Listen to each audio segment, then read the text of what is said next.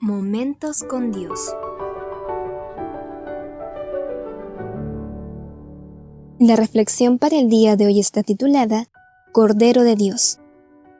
Y meditemos en Juan capítulo 1, verso 29. El siguiente día vio Juan a Jesús que venía a él, y dijo: He aquí el Cordero de Dios, que quita el pecado del mundo. Tembloroso, culpable, con remordimientos, Adán y Eva esperaban la sentencia de muerte por haber transgredido la ley de Dios. Estaban desnudos no solo de cuerpo, sino del alma. Las hojas de higuera cubrieron sus cuerpos por un momento, pero no podían cubrir el peso de la culpa que sentían. Las mentiras de la serpiente habían sido descubiertas y abrieron sus ojos solo para conocer la soledad, el sufrimiento y la desdicha. ¿Qué diría Dios? ¿Cuánto más estarían vivos?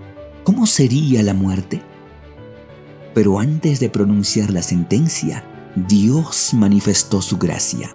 Antes de condenar, Dios demostró su amor. Antes de ejecutar justicia, Dios manifestó su evangelio. Y antes de sacarlos del huerto, Dios los vistió con nuevas ropas que eran túnicas de pieles.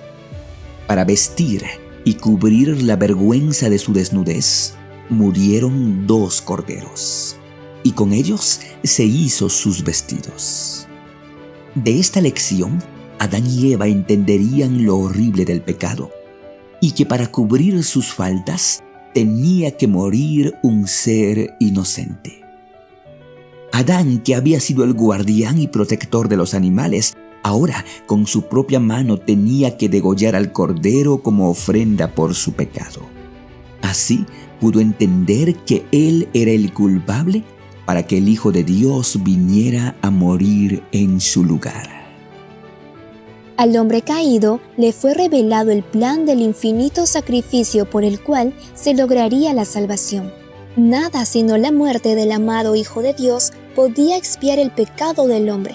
Y Adán se maravilló por la bondad de Dios al proporcionar tal rescate por el pecador.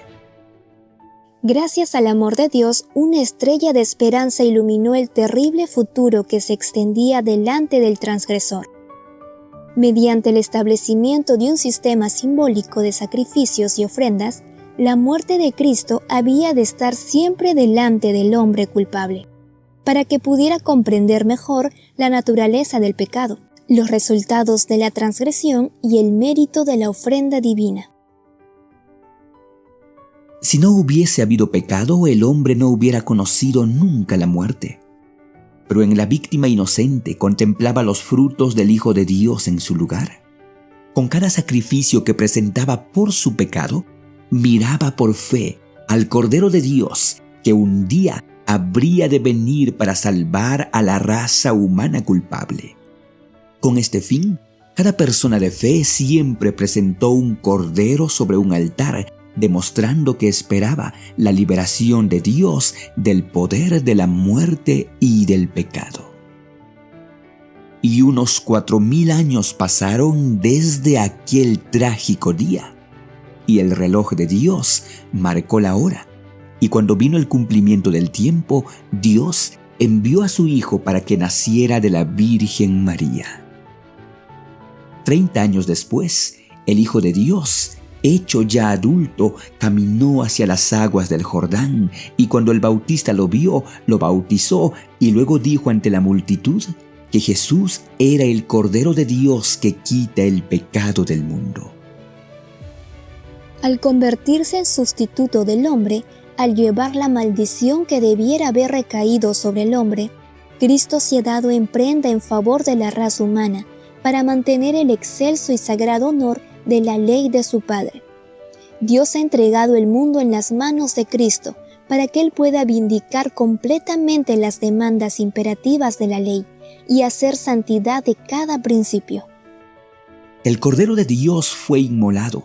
En la cruz fue clavado para que la ley de Dios no quedara anulada, sino justificada. El Cordero de Dios ocupó nuestro lugar como un santo sustituto y limpió nuestras culpas con su muerte.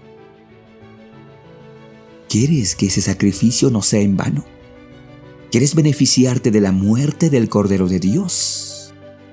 Vuelve a Dios, confiesa tus pecados, abandónalos, vive esperando el regreso de Jesús.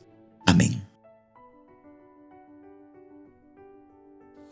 Comparte las buenas nuevas y no olvides visitar a www.labibliatienerazón.org.